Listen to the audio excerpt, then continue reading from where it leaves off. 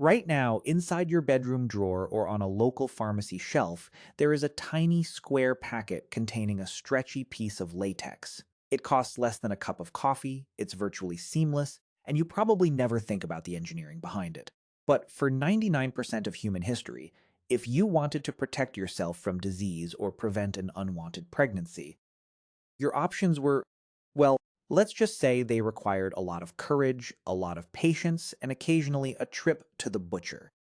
The history of the condom is not a boring medical timeline. It is a wild, gross, and surprisingly dramatic survival story. We are talking about ancient sheaths made of tortoise shell, Renaissance linen protectors soaked in inorganic chemicals, and reusable sheep intestines tied with silk ribbons.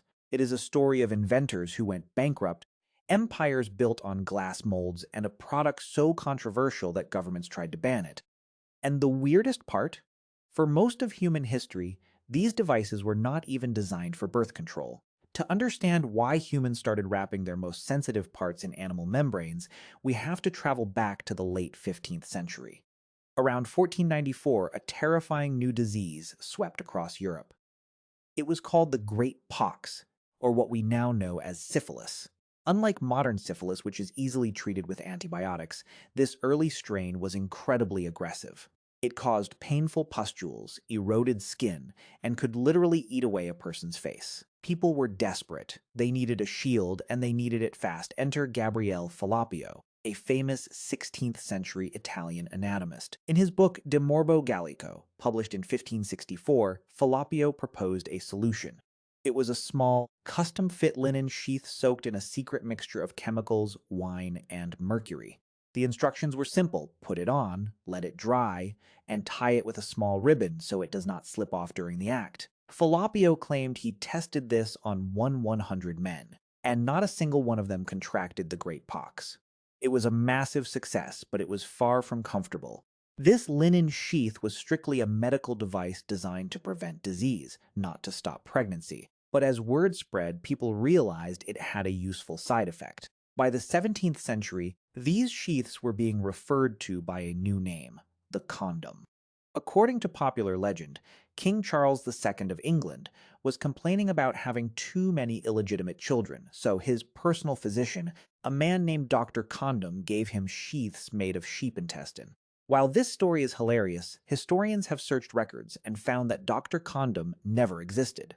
The name is a mystery, possibly coming from the Latin condus, meaning receptacle. As the 17th and 18th centuries rolled in, linen was mostly replaced by something much more organic: animal intestines. Specifically, the cecum of sheep, goats, or calves. These were called skins or glove condoms. Preparing them was a disgusting, labor-intensive process. Workers had to scrape the intestines clean, treat them with sulfur or lye to remove the smell, cut them to size, and attach a silk ribbon to the open end. Because they were handcrafted and took hours to make, they were incredibly expensive. Only the wealthy aristocracy could afford them. Because animal membrane condoms were so expensive, people did not just throw them away after a single use. They reused them multiple times. Imagine finishing your night, taking off a wet sheep intestine, washing it out in a bowl of water, drying it, and then storing it in a velvet pouch for next weekend. To make matters worse, dry animal membrane is stiff and scratchy like parchment paper. Before using it again, you had to soak it in warm milk or water to make it soft and pliable. It was the ultimate mood killer. Even famous lovers like Giacomo Casanova complained about them. Casanova referred to them as armor against pleasure and a spiderweb against danger. He would famously blow into them first to check for holes before putting them on. Despite the discomfort and the cost, animal membrane condoms became a booming business. London was the capital of the condom trade, with specialized shops selling skins to wealthy gentlemen. But for the average working-class person, they remained completely out of reach. Everything changed in the 19th century thanks to a clumsy American inventor named Charles Goodyear. For years, Goodyear was obsessed with making natural rubber stable. In its raw form, rubber melted in the summer heat and cracked in the winter cold. In 1839, Goodyear accidentally dropped a mixture of rubber, sulfur, and lead onto a hot stove.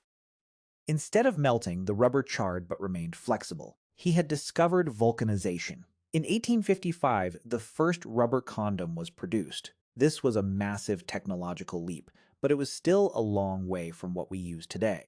These early rubber condoms were thick, about the thickness of a modern bicycle inner tube. They also had a prominent, uncomfortable seam running down the side where the rubber sheets were joined together. And because they were still relatively expensive to manufacture, companies advertised them as washable and reusable, providing instructions on how to clean and powder them after use. The next major breakthrough came in 1912 from a Polish-German-Jewish chemist named Julius Fromm. Fromm realized that dipping glass cylinders into a liquid rubber solution rather than wrapping sheets of rubber, could create a seamless, much thinner condom. He patented the process and created Fromm's Act, the world's first automated, seamless condom brand. Fromm's condoms were incredibly popular because they were thin, reliable, and cheap. He even invented condom vending machines, placing them in public restrooms to bypass the embarrassment of buying them over the counter. In the 1920s, the invention of liquid latex revolutionized the industry once again. Latex is made by suspending rubber particles in water, which allowed manufacturers to create condoms that were thinner, stronger, and had a shelf life of 5 years compared to only 3 months for rubber. Latex was also safer to manufacture because it did not require toxic and flammable solvents. The modern condom had finally arrived, cheap, mass-produced, and disposable. But just as the technology perfected, a massive backlash began. In the late 19th and early 20th centuries, moral crusaders and governments decided that condoms were an abomination. In the United States, the Comstock Act of 1873 made it illegal to send contraceptives or even information about birth control through the mail. In many countries, advertising condoms was strictly banned. To survive, manufacturers had to get creative. They stopped calling them contraceptives and sold them as hygienic sheaths or disease preventatives to protect soldiers. World War I was the turning point. European armies realized that venereal disease was taking more soldiers out of action than actual combat. The German and French militaries began distributing condoms to their troops as standard issue. However, the US and British militaries refused to do so due to moral objections. The result was disastrous. Hundreds of thousands of American and British soldiers contracted syphilis and gonorrhea. By World War II, the military had learned its lesson, and condoms were distributed to all soldiers, cementing their place in public health. Meanwhile, back in Germany, Julius Fromm's condom empire had grown massive. By the 1930s, Fromm's Act was producing over 50 million condoms a year, but in 1933, the Nazis came to power. Because Fromm was Jewish, he became a target of the regime. Through the policy of Aryanization, the Nazis systematically forced Jewish business owners to sell their properties for a fraction of their value.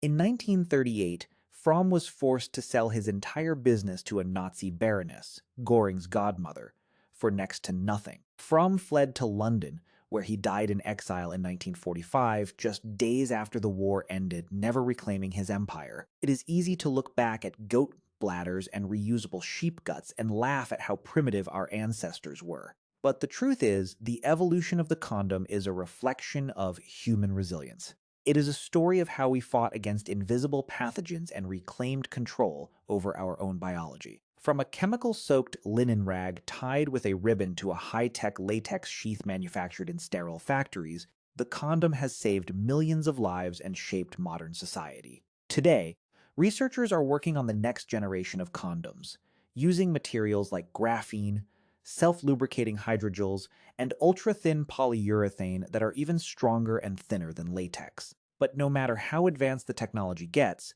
the basic concept remains exactly the same as the one Falloppio proposed in the 16th century, a simple physical barrier that keeps us safe. So, the next time you see one of those tiny foil packets, remember the journey it took to get there.